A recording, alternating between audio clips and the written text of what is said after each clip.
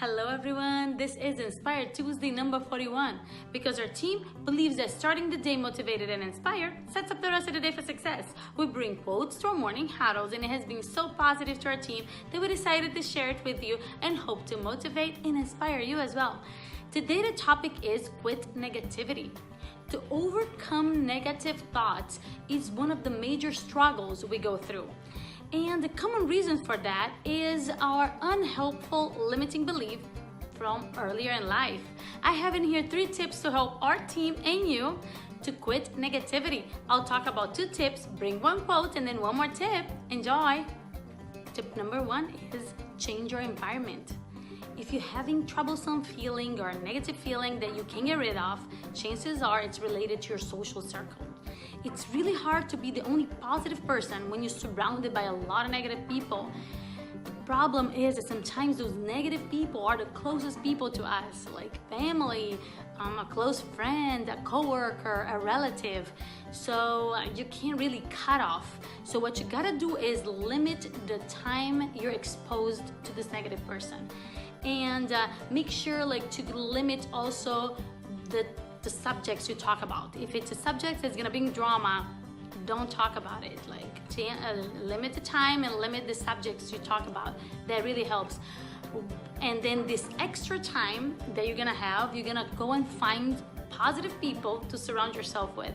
If you can find them right away, sometimes it's hard, you can always find them online. There's a lot of good content online that you can surround yourself with. And the best ones, if you're having some negativity, is to find those people that had a negative background and they overcame it. For example, Oprah Winfrey, she lived in poverty with no parents. She was abused by her uncle or something like that. She went to school in potato bag clothes made of potato bags. And she overcame this and she's an inspiration today. Elon Musk didn't have an apartment. He was living in his office for a year, 2 years or something like that. He didn't even have a bathroom to take a shower. He was going to the YMCA to take showers. And they overcame it. These are the people you want to surround yourself with because they're gonna change your perspective and they're gonna give you a shift on mindset that you need.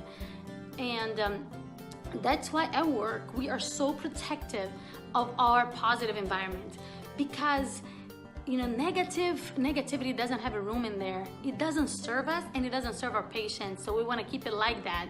So make sure to limit exposure to negativity and surround yourself with positivity, and either online or with friends, just find that environment for yourself, and that's really going to help you. Tip number 2 is have empathy. If someone is coming to you towards with a lot of negativity, even if you don't know what it's about, have empathy. And a lot of the times, all this bitterness and salty, let it go because it's not related to you. It has nothing to do with you.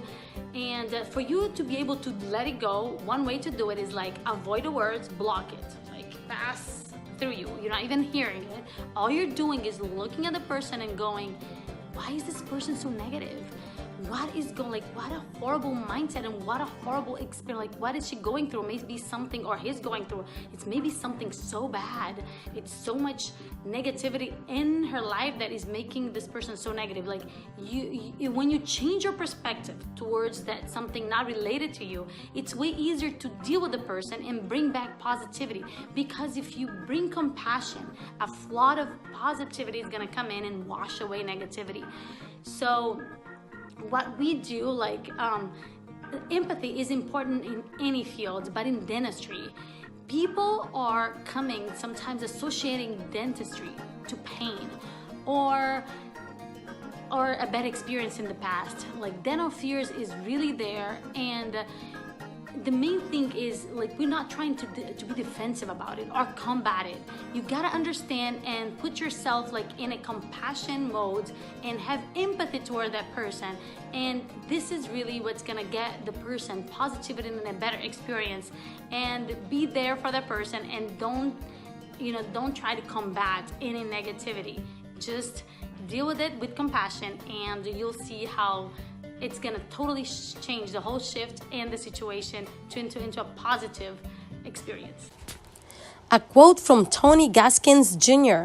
Block negativity. You don't have to endure nonsense. Confront it, then remove it from your life. Own your happiness and never put it up for auction. Tip number 3 is change your routine. You are a product of your environment and your routine. So start with a good morning routine.